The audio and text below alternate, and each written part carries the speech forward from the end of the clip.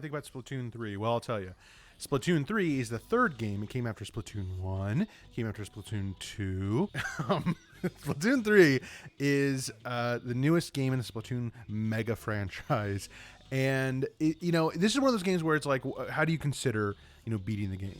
It's mainly a multiplayer-focused game. But for me, I've taken my time. I've dabbled in the multiplayer. But I am specifically referring to the single-player campaign for this review. So here's what we think. Here's what we all think in this room. We all think that Splatoon 3, as far as a campaign goes, I think it's great. I think it was challenging. It was fun. It kind of took elements from the previous games and made an amalgamation of the best parts of those games, kind of cutting out all the fluff. If we're talking about story, specifically story-focused, I'll be 100% honest here. I was somewhat disappointed. The thing is, Splatoon 3, the story seems like it's basically made as a sequel to the first game. It's not, but it kind of comes across that way to me because it feels like they kind of just don't ever reference anything from Splatoon 2. Everything from the game is kind of coming off of events from the first one and focusing on a lot of things from the first one. And it does introduce, obviously, the new characters for Splatoon 3, but there's like almost no mention of anything from Splatoon 2 whatsoever, which I thought was odd. I think like when it all is said and done, the story is good, and I liked where they took it and how things ended. But I don't know. I get this feeling that it's just they wanted to make a direct sequel to the first game for some reason and kind of omit some of the stuff from Splatoon 2.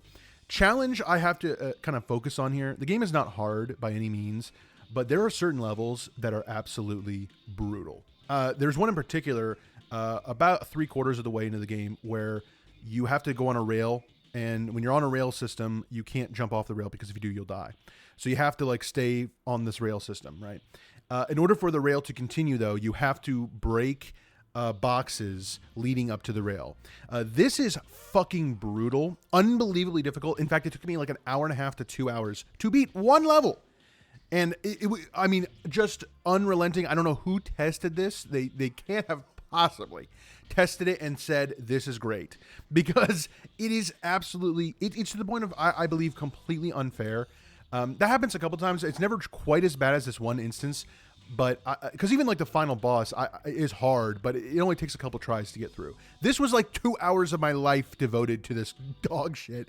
And granted, like, not every level is the same in terms of difficulty, and it's not like there are certain levels that are harder than others. It's just like randomly you'll get a level that is absolutely brutal. Look, at the end of the day, my big takeaway from Splatoon 3, as far as the story and the main campaign goes, is it's fun, but it's not the reason to get into the game, right? The main focus for Splatoon has always been the multiplayer, and that's where all the fun comes in. I do think if you play the game and you're playing the multiplayer, you should check out the single player because it offers a different type of challenge. It also is a great way to learn to use the weapons. You use basically every type of weapon throughout the story of Splatoon 3, so it's great in teaching you and kind of showing you maybe you weren't willing to give an item a chance. This way you're using weapons that you might not have normally. So in that sense, I highly recommend anyone who owns the game to definitely check out the single player, but it's not one I would say to buy for it. I think if you're buying Splatoon 3, you better get it for the multiplayer because that's where the fun is at. And that's where the cake is at. That's where all the kung ku kaka, that's where all the bing bing bongo. And you can see my brain is starting to malfunction at the end here because I'm coming off that Dark Souls video, which has basically destroyed my life. So that's Splatoon 3. It was a good one, and I look forward to meeting you all on the Splatlands in the near future. We'll see you all in the next one. Sayonara. See you next week. That's a Jackie Blackie. Come on.